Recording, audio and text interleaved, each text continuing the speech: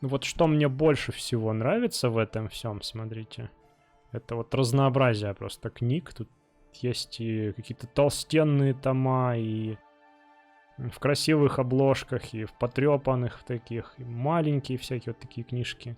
Леди и джентльмены, приветствую, с вами Сэр Холмс, это Morrowind, там Red Rebuild, я нахожусь в колледже Firewatch, недавно обновленный там Red Rebuild 22.11, и до меня только вот сейчас дошло, что вот глава колледжа Жанет Ситте, она же автор краткой истории Моровинда. Краткая история Моровинда у нас это книга из оригинальной игры, и да, собственно, вот она. Получается, что разработчики там Red Rebuild вот таким образом расширили лор, что дали возможность нам пообщаться с автором этой книжки. Вот, ну и раз такие дела, давайте ее и зачитаем, потому что я вообще тут хотел позалипать, внимательнее посмотреть на все, что тут у нас есть в этой библиотеке колледжа, потому что тут реально очень много всего интересного. Вот, но начнем с этого. Краткая история Моровинда. Джанет Ситте. Из вступления. Ведомые легендарным пророком Вилотом, предки Данмер, ринувшие культуру Алтмер островов Сомерсет, пришли в страну Моровинд. В давние времена Данмер преследовали или даже подчиняли морские разбойники-северяне. Когда рассеянные племена Данмер сплотились, они стали предшественниками современных кланов Великих Домов и вышвырнули из своих земель поработителей-северян, а потом успешно противостояли дальнейшим набегам. Древнее поклонение предкам было замещено монолитной теократией храма Трибунала, и Данмер превратились в великую нацию, называемую Рездайн. Рездайн была последней провинцией, покорившейся Тайберу Септиму. Как и Черная Топия, она никогда не покорялась военной силе, но была мирно договором присоединена к империи под именем провинции Моровинд. Через почти 4 столетия после прихода имперских легионов в Моровинд они были все еще там, и страной правил марионеточный имперский король, хотя империя передала часть властных полномочий традиционного местного правительства правящим советам 5 великих домов. Область Варденфелл. В 414 году Третьей эры округ Варденфелл, ранее бывший храмовым владением под протекторатом империи, был реорганизован в имперский провинциальный округ. Варденфелл существовал как владение, управляемое храмом согласно договору о перемирии. За исключением нескольких поселений Великих Домов, дозволенных храмом, Варденфелл был практически не населен и не развит. Но когда древний запрет на поселение и торговлю в Варденфелле был отменен герцогом Моровинда, имперские колонисты и Великие Дома Данмер пришли в Варденфелл, расширяя старые поселения и строя новые. Новая область была разделена на Редаран, Хлаалу, Тилвани и храмовые округа. Каждый район управлялся отдельно местными советами дома или же храмовыми экзархатами, с советом и дозволением герцога Дрена, а также окружного совета в Эбонхарте. Местные законы превратились в смесь закона домов и имперского закона в местных округах домов и поддерживались совместно стражами домов и легионерами. В храмовых округах храмовые законы и имперские законы проводились ординаторами. Храм все еще был основной религией, но поклонение 9 божествам было защищено силой легионов и поддерживалось миссионерами культа империи. Храмовый округ включал в себя город Вивек, крепость Врата Призрака, все священные мирские города, включая сюда гнилостные земли внутри призрачного предела, и все незаселенные, а также и просто дикие местности Варденфелла. На самом деле это практически означало, что она включает в себя все области, неопределенные в округа Редаран, Хлаалу и Тилвани. Храм боролся за то, чтобы поселенцы в его округе не развивались, и успешно. Дом Хлаалу при участии имперских колонистов решительно начали кампанию по колонизации и развитию своих территорий. Через десятки лет после переустройства территории Балмора и района Скадианских островов успешно развивались. Кальдера и Пелагиат, новые поселения и форты легионов в них были расширены, чтобы вместить большие гарнизоны. Дом Тилвани, обычно придерживавшийся изоляционистской и консервативной политики, оказался неожиданно агрессивен в экспансии вовне своих обычных башенных поселений. Несмотря на протесты других домов, храма, герцога и окружного совета, тилванийские поселенцы намеренно начали постоянно вторгаться в обширные пустынные земли, отведенные храму. Совет Дома Тилвани официально отрекается от этих разбойничьих поселков, но этот секрет известен всем. На самом деле они пользуются полной поддержкой могущественных магов Тилвани. Находящийся под сильным давлением со стороны храма, консервативный дом Ридаран успешно сопротивляется любым поползновениям к развитию своего округа. В результате дом Ридаран и храм рискуют попасть под полную политическую и экономическую зависимость от более экспансионистских и агрессивных домов Хлалу и Тилвани. Имперская администрация встречает множество трудностей в управлении округом Варденфелл, но наиболее опасные — соперничество великих домов, враждебные нападки со стороны кочевников пепельных земель, конфликты внутри храма и гниение, несомое Красной горой. Трения между каким-нибудь домом, храмом и имперской властью, особенно те, что касаются контроля над богатствами Варденфелла, могут в любой момент вылиться в настоящую войну. Жители пепельных земель совершают налеты на поселения, грабят караваны, убивают тех, кто вторгается в их дикие территории. Храм безуспешно пытается унять критику и реформаторские настроения в своих собственных рядах. Но самое серьезное — болезни и мор, причиной которым стали гнилостные шторма, исходящие от Красной горы. Варденфеллу и всему Моровинду долго угрожало легендарное зло Дагатура и его пепельных вампиров, живущих под Красной горой. Сотни лет храм сдерживал угрозу призрачным пределом. Но теперь сила и воля храма ослабла, и опасность, исходящая от сил Красной горы, вырастает в интенсивности и масштабе. Если призрачный предел падет, и хозяева чудовищ порчи выйдут на волю, оскверняя города и деревни Варденфелла, у Империи может не остаться выбора, кроме как эвакуировать население области и оставить Варденфелл порчи, разложению и запустению. Вот, знаете, я теперь хоть стал понимать, что такое открытие Варденфелла и что значит, почему он был закрыт. То есть он, оказывается, был закрыт храмовым указом. И что империя, что дома, они вот только... О, броню легкую повысил. Надо же. Что империя, что дома, они вот только... Буквально недавно, в 414, да, получается, году начали свои экспансии, причем одновременно все это, плюс Дагатур, плюс Мор, вот это все. Вот, ну давайте все потихонечку, тут еще есть музей, но я, знаете, у меня, конечно, много дел сейчас, но если я обращусь к этим делам, я ж сюда не вернусь, не изучу это все. Смотрите, классные усы какие у него. Мне до таких еще далеко. Ха. Добро пожаловать в башню библиотеки. Я Тераиль, пусть будет. Салерн, библиотекарь. Ты ищешь конкретную книгу? А что за башня у вас тут? Расскажи про нее. Башня библиотеки — это самое ценное, что есть в колледже. Наша обширнейшая коллекция книг со всего известного света, это... Ну, она самая великая просто на всем Востоке. Ну, знаешь, выглядит действительно даже внушительнее, чем библиотека Старого Эбенгарда. Там-то все-таки она при замке, а здесь это колледж. Чего только нет. И наша коллекция текстов темных эльфов, без сомнения, самая обширная в любом из всех имперских институтов. Воистину, нет лучшего места узнать о Моровинде и его народе, чем эта библиотека. Да, спасибо. Спасибо. О себе, может, расскажете? Тоже ученый. Чё полезного?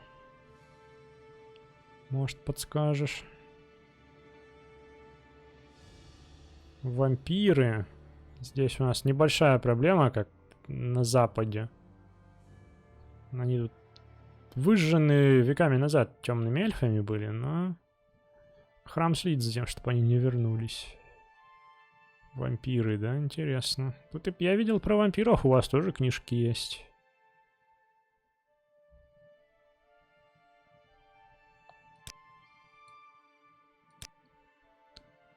Интересного не слышно ничего больше, да? Кроме того, что кто-то там о ком-то переживает.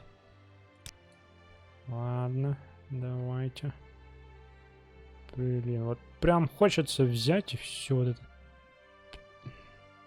Песни возвращения. Том 24. А вот где остальные все тома? Смотрите, какие заклепки у этой книжки. Да? Прям. Первая сказка или сказание о Крилоте Локи. Как-то вырвано из контекста, как будто, но все равно интересно, да?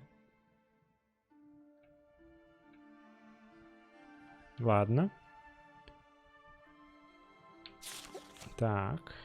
Эта книжная полка содержит коллекцию колледжа самой замечательной поэзии всего Моровинда и Империи. Традиционный рассказ Слаадов. Смертельный удар там кого-то. Зов зверей. Красная роза времени. Эбонитовая уловка. У меня, кстати, есть с собой том эбонитовой уловки. Или как это? Эбонит дурака, как это можно назвать? Я не... Эбеновая уловка вроде в оригинале. Ну, это пьеса. Пьеса, да, и стихи.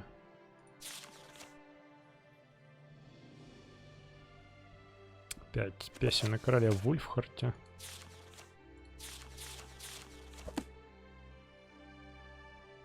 А Вульфхарт это у нас кто? Анализ писания Асурани. Кто это Асурани? Огненный муравей и Хум. Ну, кто такие Хум? Пчелы, наверное. Анализ метафорической X. Ну, тут надо почитать сначала об огненных муравьях. Огненный муравей это что-то тоже вроде вообще... О, карты. Гид по Телванису, гид по старому Эбенгарду. Смотрите, гид по Тиру есть, но он пустой. Не написали еще. Как и по Дишану. Это, наверное, просто такие плейсхолдеры тут валяются. Потом, когда эти территории сделают, они будут заполнены чем-то. Географические тексты. Эта полка содержит коллекцию карт и путеводителей по провинциям Моровинда и их поселениям. Колледж часто занимает эти материалы, одалживает, точнее, выдает всяким организациям. Ну, а гостей мы просим просто прийти проверить попозже. Ну, то есть, да, частенько тут неполные коллекции, так сказать. Острова Челвани. А, вот как это выглядит, смотрите.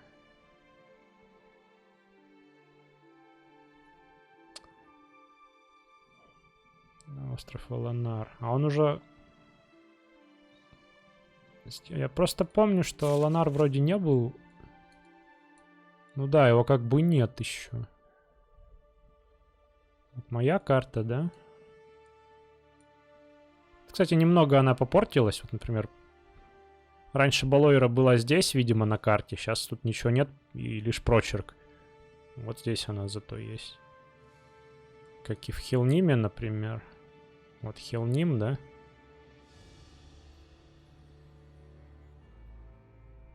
Хотя тут нормально. Ладно, не критично. Короче, будем думать, что только немного попортилась Балойра. А вот, кстати, мне рассказали, где тут и Тель-Ривус, и где Нивалис. Вот так вот. Well met, friend. А, тут еще политический... А, ну это я видел. Гиды. А, почему-то тут тоже пустой. Ну, не знаю. Ну, мы представляем, что примерно что бы тут было. Вот, как гид по Firewatch. Вот его бы, кстати, я прибрал к рукам. Ну, в принципе, не обязательно. Он тут валяется и... Надо будет еще сюда заглянуть попозже. еще раз проведать священника из Аймры. Тацаран. Талическое святилище, Роадир. Красиво тут разными цветами сделано. Бирюзовый это Индарил. Красная империя. Желтый Тилвани. И вот еще тут храм. Храмовые территории. А, вот коричневый. Угу. А, это белый. Это белый, оказывается. Гид посмотрит море по Вивеку.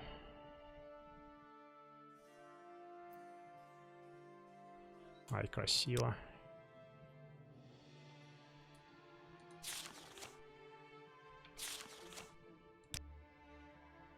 Арена. Что? Да, все тут есть.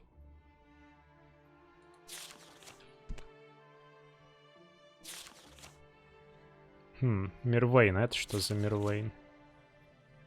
Гид Пальмалекси. Ну да, это тут, наверное, просто они заранее положили, а потом заполнят. Здравствуй, здравствуй. Прости, я тебя не заметил, я тут слишком увлечен. Но у меня есть момент, чтобы с тобой поговорить, если хочешь. У тебя есть вопросы по магическим искусствам? Возможно. Я многому могу научить тебя, Холмс, но мой контракт с колледжем требует, чтобы я сперва записывал вас как студентов. Понятно. Инновации в магических искусствах. Вот так вот. Да. О себе расскажешь, может, больше? Я Апсалон. Я обучаю магическому искусству в колледже. Хотя моя работа как чародея в гильдии магов обычно держит меня в очень занятом состоянии. Понятно. Классная тут башня, да? Да, и гильдия магов даже пожертвовала несколько своих работ в эту коллекцию. Да. Маркус Пенеус. Я когда-то пытался правильно переводить с латыни их все имена. Не как в оригинальном переводе Моровинда. Вот как по-нормальному было бы, но как-то забил. Наверное, проще читать, как читается. Расскажи о себе-то.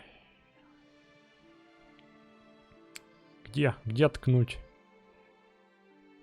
Вот. А, ты студент. Может, слышно что?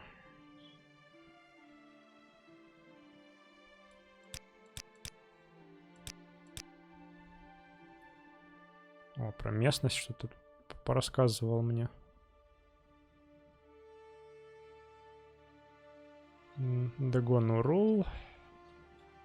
Это, в принципе, я все слышал, но можно расспросить подробнее про Дагон Урул, что это у нас. Это широкий регион пепельных земель и камня, который протянулся через большую часть северо-западного региона Тилванис. Населен он скудно, и хороших дорог тут немного. У нас есть Firewatch и Хелним, и Тельгилан. Тельгилан где-то между Firewatch'ем и Хелнимом лежит, как я понял. Что за залив Налубал? Это такая широкая полоса воды, которая растянулась к югу от Альтоа. Между островом и материком. Залив известен его неприветливыми морями и туманной погодой. Понятно. Так, заметки ученого. Детальные, хорошо организованные заметки, сделанные чужеземцем ученым. Похоже, они пытались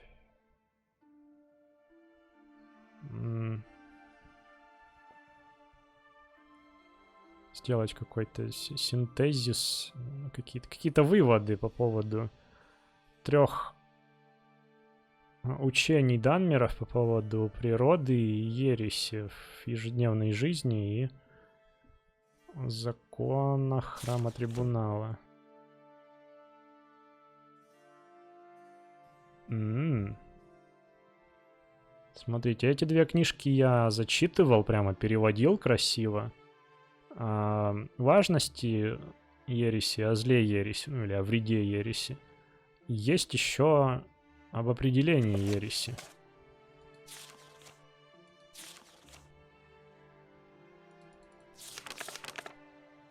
Дарил Берот. Тут, возможно, да, тут есть отсылки к вот этим двум книгам.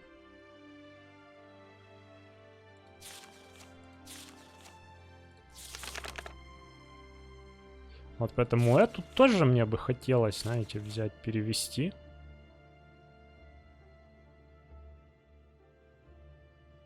Чтоб коллекция уж была полной, да? Давайте попробуем, что получится. Об определении ереси. Индарил Берот. Учения святого Олмса одними из первых углубились в угрозы еретического мышления. Написав их, он посеял семена, взрастить которые долженствовало его преемникам. Семена, зародившие тот самый сад цветущей мысли, что мы возделываем сегодня.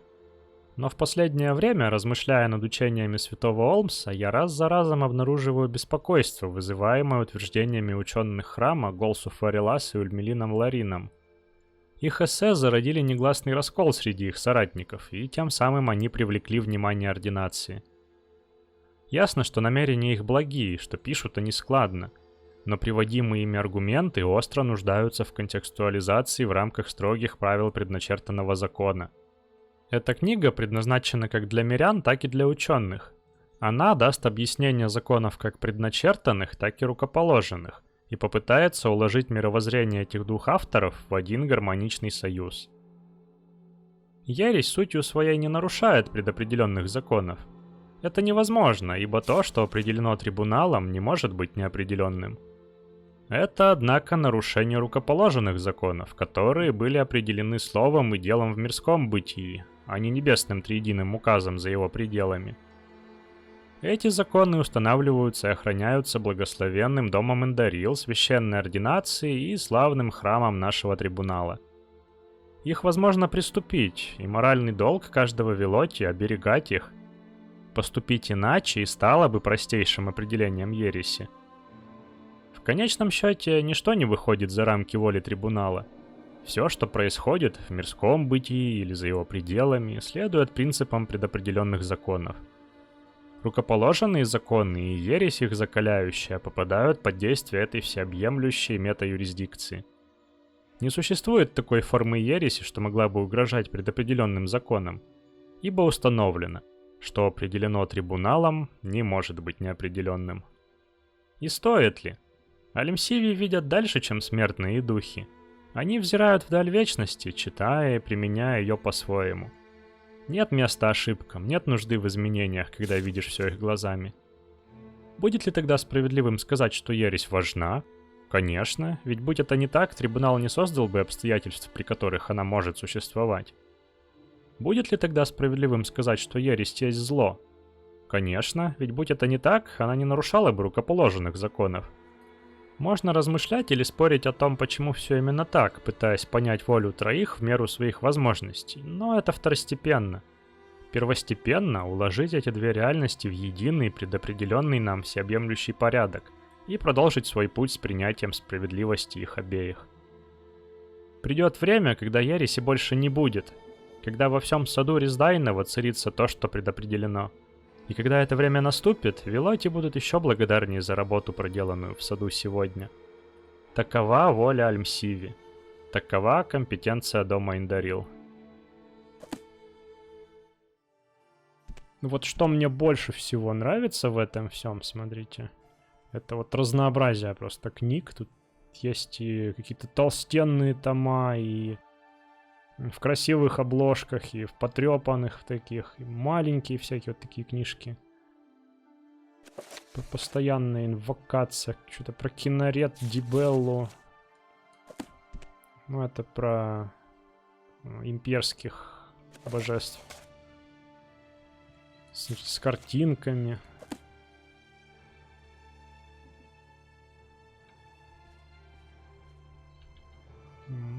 малый Это, наверное, катехизис, да? Катехизм Джулианоса. Малый катехизис Джулианоса. Чего только нет. Так, подожди, а что вообще? Философия. Короче, философские учения. Вот так, наверное, это. Дословно философии мысли. Наверное, переводится как философские учения. Эти полки содержат коллекцию колледжа философских и религиозных текстов. У нас здесь есть фундаментальные тексты как о имперском культе, так и о храме трибунала Моровинда. В дополнение к разнообразию томов традиционных... Ну, короче, все каких только можно тут есть. Читатели, которые ищут вступление к храму трибунала, ну, им мы советуем начать с братства храма. Fellowship of the Temple, прям как Fellowship of the Ring, братство кольца, да, у Толкина. Колледж содержит несколько копий этого трактата храма для жителей Запада. Слева на полке. Колледж предпринимает множество усилий, чтобы пополнять и имперскую, и трибунальную коллекцию. Ну и, само собой, еретические тексты у нас тут не содержатся. Ух, блин, конечно же, мне сразу захотелось почитать про ересь какую-нибудь. Вот именно писание еретиков. Рунаняльмсиви. И опять я выучил дурацкое заклинание отсюда.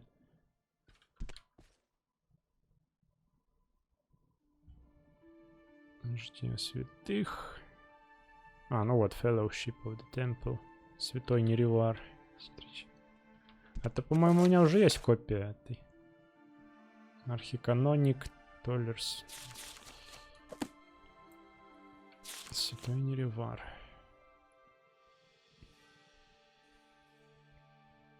Ну, это мы все знаем. Что там? Историю Неревара уже достаточно хорошо подучили. Довольно много всяких книг, в которых вот это... Ну, парочка, окей, парочка. В которых это все описывалось. Уроки Вивека. Новые реплики. Ты выдумываешь, говорит. Чё я выдумываю? Все нормально. 27-й урок.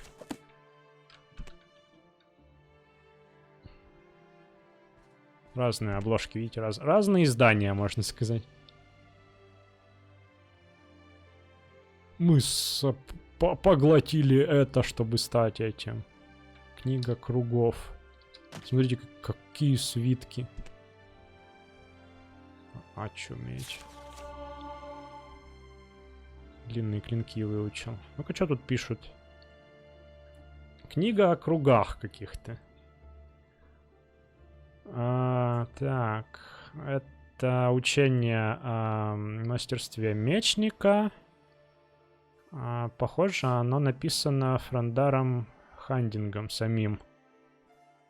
И считается священным текстом среди редгардов. Вот, да, они же всегда были мастерами длинных клинков. Если в Моровинде начинать за редгарда и там выбрать соответствующие классы, там, да, можно 50 просто получить в начале игры на первом уровне владения длинными клинками. Так что да, они лучшие фехтовальщики, пожалуй, в Тамриэле. От природы.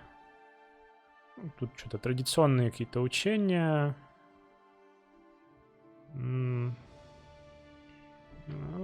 они часто содержатся... Нет, скажем так, в традиционных поселениях, вот традиционных хозяйствах часто есть алькова рядом с камином, достаточно большая, чтобы вмещать копию книги. Опасно, конечно, рядом с камином, но ладно. И чтение — это такая неотъемлемая часть повседневной жизни в Хаммерфелле. У нас редгарды, получается, просветленные такие воины, да, просвещенные. Так, это учение содержит 38 грипс. Ну, это хваток, наверное.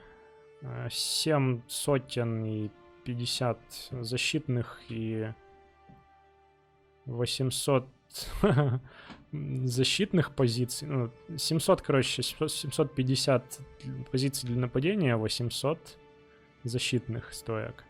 И около 9000 движений.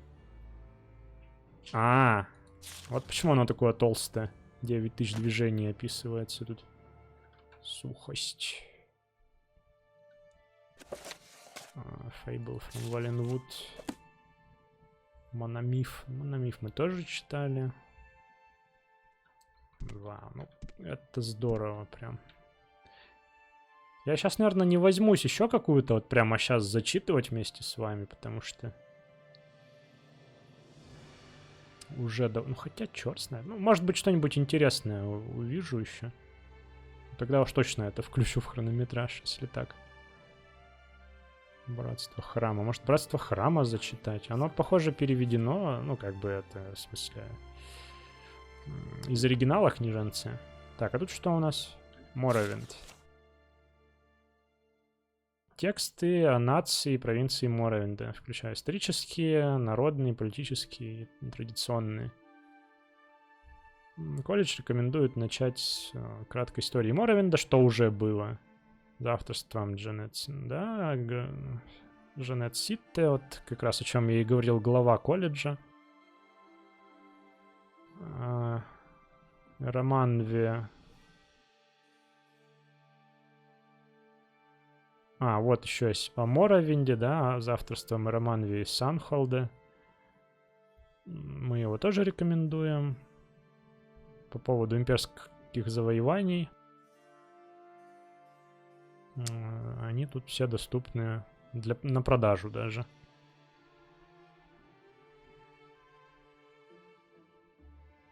Угу.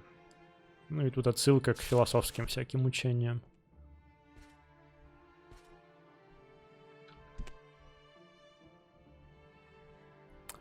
Так, ну так-то можно, да, знаете, посвятить прямо эту всю серию вот этому вот всему.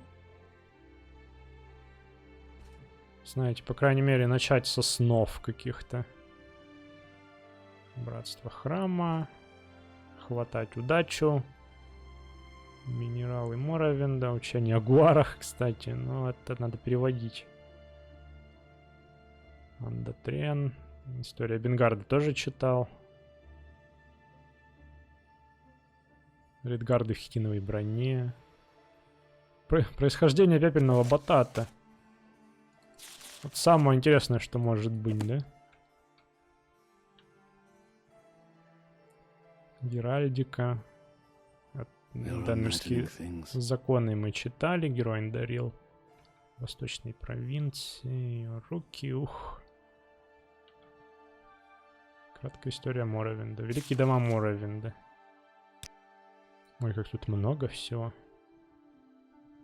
Дресса им дарил. Ну, в принципе, это тоже у нас все изучено. Ну давайте, братство храма еще. Братство храма. Архиканоник Толер Сариони. Меня попросили написать этот путеводитель для тех, кто ничего не знает о храме трибунала и хочет присоединиться к нему. Все те, кто честен и кто хочет познать мудрость благословенных Альмсиве, триединой благодати, священников и жрецов, добро пожаловать в братство храма трибунала. Храм — это религия Моровинда и народа Данмир, существующая уже множество поколений. Нас ведут и хранят Альмалексия, Вивек, Сотасил, Предвкушение, а также все святые. Храм хранит и защищает земли и народ Моровинда.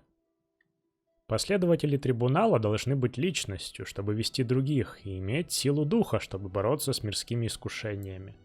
Когда необходимо насилие, мы сражаемся посохами и молотами. Вера — наш единственный доспех. Мы изучаем восстановление и алхимию, чтобы лечить людей, мистицизм, чтобы узнать больше о божественном. Также мы должны изучать колдовство, чтобы общаться с духами наших предков и защищаться от тех, кто поклоняется четырем углам. Желающие присоединиться к храму трибунала должны поговорить со жрецами в храмах Хальдруна, Балморы, Молагмара и Врат Призраков, или со жрецами в высшем храме в Вивеке. Символы веры. Храм верит в Альмалексию, Вивека и Сотасила. Эти святые были хранителями Моровинда. Они реально существовали, сражаясь с врагами Данмер, северянами и гномами. Они стали божествами благодаря нечеловеческому аскетизму, добродетели, а также сверхъестественной мудрости и проницательности. Как любящие предки, они охраняют и помогают своим последователям. Как строгие родители, они наказывают за грехи и ошибки. Как добрые родственники, они каждому воздают по его надобностям. Долг верующего. Ваши 4 поводыря — это вера, семья, учителя и все, что есть доброе. Совершайте добрые дела и любите храм. Никогда не вредите своим братьям и сестрам, никогда не оскверняйте дом ваших предков. Защищайте бедных и слабых, почитайте старших. Для всех верующих будут интересны следующие книги. Проповеди Сарионе. Следуйте учениям Вивека, внимайте проповедям архиканоника 7 благословений. Жития святых. Члены храма, желающие быть добродетельными, будут во всем в своей жизни подражать святым. Путь паломника. Путь мудрости и самопознания – это путь пилигрима. Все верующие могут пойти по стопам повелителей святых, получить благословение и познать добродетель. Это путь лишений и трудностей. Утешение в молитве. Узнайте, какие благословения можно получить через молитвы, а также после посещения святых мест.